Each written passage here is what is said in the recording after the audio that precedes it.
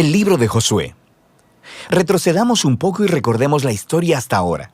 Dios eligió a Abraham y su familia se convirtió en el pueblo de Israel, que luego es esclavizado en Egipto. Así que a través de Moisés, Dios rescató a Israel de Egipto. Él hizo un pacto con ellos en el monte Sinaí y los llevó a través del desierto. Así que después de esto, Israel hizo campamento afuera de la tierra prometida, y Moisés les llamó a obedecer los mandamientos de Dios para que pudieran mostrarle a todas las otras naciones cómo es ese Dios. El libro de Josué continúa justo después de que Moisés ha muerto, e Israel está listo para entrar a la tierra. La historia de Josué está diseñada con 4 movimientos principales. Primero, Josué guía a Israel a la tierra prometida. En segundo lugar, una vez que están ahí, se enfrentan con toda la hostilidad de los cananeos y entran en batalla con ellos. En tercer lugar, después de sus victorias, Josué divide la tierra prometida como herencia para las 12 tribus. Y en último lugar, el libro concluye con unos discursos finales que Josué da al pueblo. Profundicemos y veamos cómo fluye todo esto. La primera sección inicia con la muerte de Moisés y Josué es nombrado el nuevo líder de Israel. Y el autor intencionalmente presenta a Josué como el nuevo Moisés. Así que al igual que Moisés, Josué llama al pueblo a obedecer la Torá, esto es los mandamientos del pacto que les fueron entregados en el monte Sinaí. Y luego, Josué envía espías a la tierra, justo como Moisés lo hizo en Números capítulos 13 y 14, excepto que esta vez las cosas van mejor. De hecho, algunos cananeos incluso cambian de religión y deciden seguir al Dios de Israel. Luego, Josué lidera a todo Israel a través del río Jordán hacia la tierra prometida. Justo como el mar se abrió para Moisés en el Éxodo, aquí también se abre el río Jordán, y los sacerdotes llevan el arca del pacto a través de él, guiando a todo Israel. Ahora, en el capítulo 5, la historia hace una transición. El pueblo mira hacia atrás y examina sus raíces como el pueblo del pacto de Dios. Así que la nueva generación es circuncidada y celebra su primera Pascua en la tierra. Luego, ellos se preparan para seguir hacia adelante. Y Josué tiene un extraño encuentro con un misterioso guerrero, quien resulta ser el ángel capitán del ejército de Dios. Y Josué le pregunta, ¿eres de los nuestros o de nuestros enemigos? Y el guerrero le responde, de ninguno de los dos. Lo que nos muestra que la verdadera pregunta es si Josué estaba del bando de Dios. Esto deja claro que esta historia no se trata de Israel contra los cananeos. Más bien, esta es la batalla de Dios contra los cananeos, en la cual Israel va a jugar el rol de espectador o en ocasiones de participantes en el plan de Dios, lo que nos lleva a la siguiente sección. Encontramos historias acerca de todos estos conflictos que Israel tuvo con diferentes grupos cananeos, y la primera parte cuenta en detalle la historia de 2 batallas. Y esto es seguido por una serie de historias cortas que condensan en breves resúmenes años de batallas.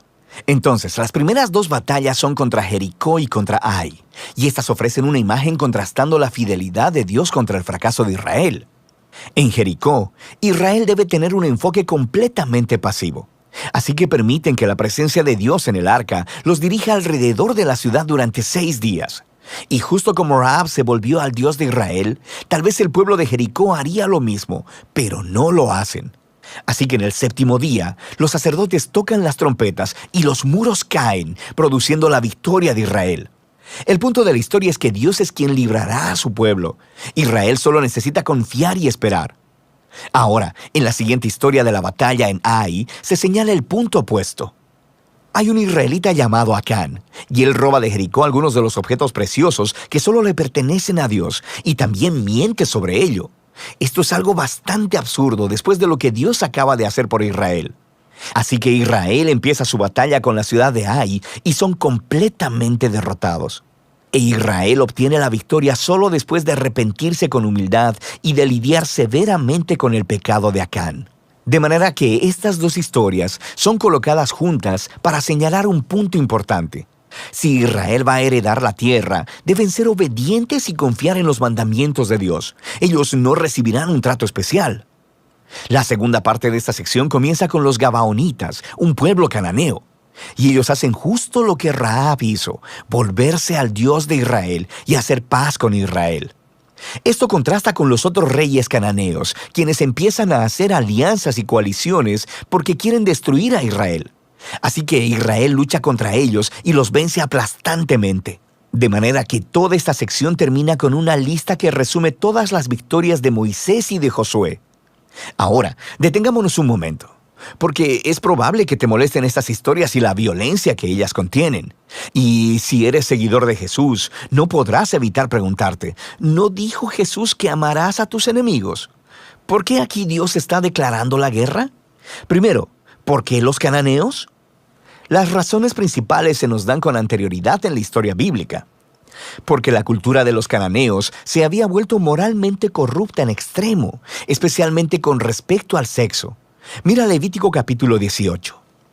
Además, también practicaban ampliamente el sacrificio de niños. Mira Deuteronomio capítulo 12. Dios no quería que estas prácticas influenciaran a Israel, así que los cananeos debían ser destruidos, lo cual genera una segunda pregunta. ¿Ordenó Dios realmente la destrucción de todos los cananeos, algo así como un genocidio? A primera vista, esa es la impresión por las frases utilizadas en estas historias. Los destruyeron por completo, no dejaron sobrevivientes ni nada que respirara. Pero si das un segundo vistazo más de cerca, te darás cuenta de que estas frases son claramente una hipérbole y no literales. Así que regresa a los mandamientos originales sobre los cananeos en Deuteronomio 7. Primero se le dice a Israel que expulsen a los cananeos y luego que los destruyan totalmente. Y estas instrucciones están seguidas de mandamientos sobre no casarse ni hacer negocios con ellos. No puedes casarte con alguien que has destruido, así que ya entiendes el punto. La misma idea aplica a las historias en Josué. Míralas de cerca.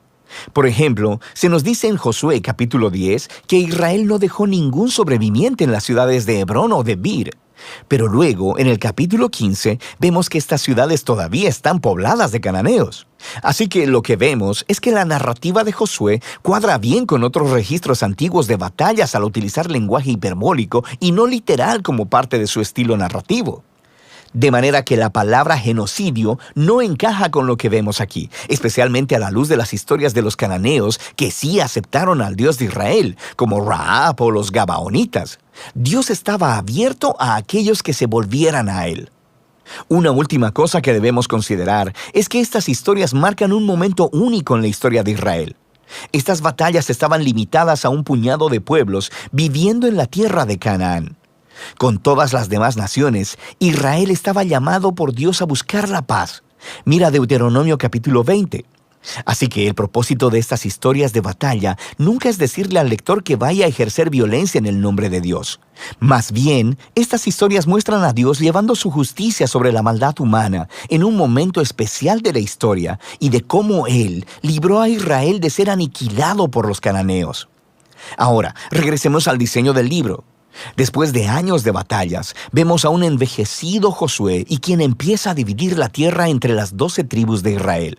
Y la mayor parte de esta sección es una lista de fronteras. Y seamos honestos, es un poco aburrida. Es como leer un mapa que no tiene imágenes. Pero para los israelitas, estas listas eran muy importantes. Este era el cumplimiento de las antiguas promesas de Dios a Abraham, de que sus descendientes heredarían la tierra prometida. Así que ahora todo estaba sucediendo hasta el mínimo detalle, lo que nos lleva a la sección final. Josué da 2 discursos al pueblo. Son muy similares a los discursos finales de Moisés en Deuteronomio. Josué les recuerda sobre la generosidad de Dios, cómo Él los trajo a la tierra prometida y los rescató de los cananeos. Así que les llama a alejarse de los dioses cananeos y a ser fieles al pacto que hicieron. Si así lo hacen, esto los llevará a la vida y la bendición en la tierra. Pero si son infieles, Israel mismo hará que caiga sobre sí el mismo juicio divino que experimentaron los cananeos. Serán expulsados de la tierra hacia el exilio. Así que Josué deja a Israel con una decisión pendiente. ¿Qué hará Israel? Esta es la gran pregunta que surge mientras la historia termina. Y este es el libro de Josué.